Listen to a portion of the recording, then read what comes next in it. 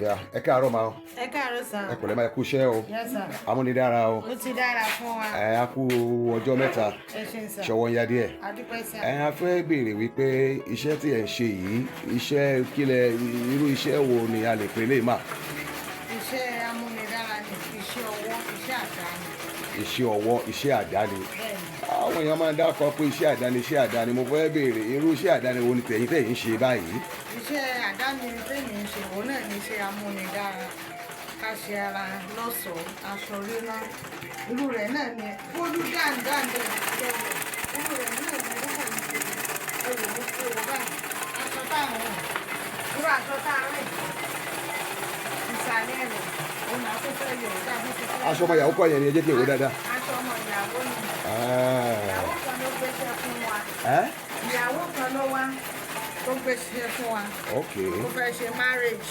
Okay. Irú rẹ̀ bẹ́ẹ̀ ṣe rí oríṣi méjì ni ọgbọ̀n 30 la fẹ́ràn. Ọmọ yẹn gbẹ́kejì náà wá. Ó ní báyìí. 30 ọmọ ìyàwó 30. Bẹ́ẹ̀ ni sà. That is great. Bẹ́ẹ̀ni. That is great. Iṣẹ́ àdánidára ń gbà náà tọ́lọ́run bá mú kí ọjà wá. Bẹ́ẹ̀ni o, tọ́lọ́run kò fi ìdòkú tó fi ṣiṣẹ́ èèyàn. Bẹ́ẹ̀ ṣe rí rí ó kéré jù lórí ẹyọ kọ̀ọ̀kan.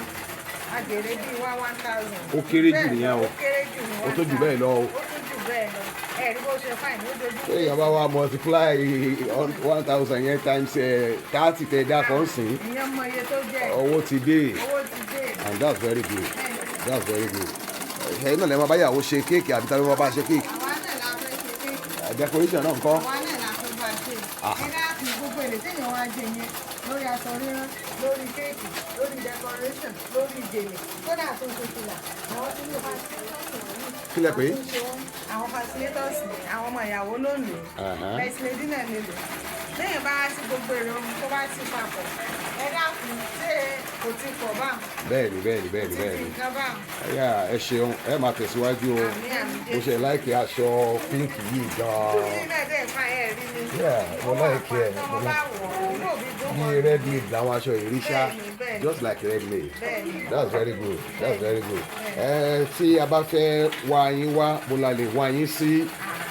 Àmọ́ ẹ jẹ́ kí n sọ pé ká tó bẹ̀rẹ̀ tá a lè wá yín sí, kí ni ìmọ̀ràn yín tí ẹ ní fún àwọn ọ̀dọ́ wa tó wà káàkiri tí wọ́n sọ pé kò ṣiṣẹ́? Ìmọ̀ràn mi tó wà fáwọn ọ̀dọ́ lákòókò tá a wà yìí kí oníkálukú wọn tó wọ́n lọ wá iṣẹ́ fún àmọ́ pé kí wọ́n mọ́ lọ léèwé o. Bẹ́ẹ̀ni. Lọ léèwé ìfèsì iṣẹ́ ọwọ́ fífi kún oríbi tí Nàìjíríà tó dé lórí àmọ́ bí ń lọ lọ́wọ́lọ́wọ́ bá ṣe wà yìí o. Àmọ́ sẹ́yìn ọmọ bá ní iṣẹ́ ọwọ́ lọ́wọ́ kódà yóò mọ ẹgbẹ́.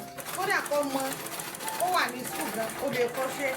Ó wà ní higher institution, ó lè kọ́ṣẹ́. Kò ní máa dá òbí rẹ̀ láàmú.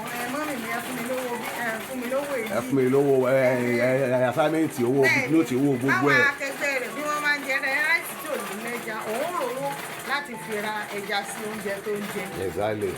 Lágbára Ọlọ́run ẹ máa tẹ̀síwájú o. Àmín. Bí àwọn èèyàn bá fẹ́ wá yín, wọ́n fẹ́ gbéṣẹ́ fún yín, ibo ni wọ́n lè pè é sí? Àdúgbò wo lẹ̀ ń gbé sí nọ́mbà ìbánisọ̀rọ̀ yín mà? Orúkọ ilé-iṣẹ́ wa ní 7-1 Legacy Fashion Center. A wà ní Ọ̀gbẹ̀gún area, Ògbómọ̀ṣọ́.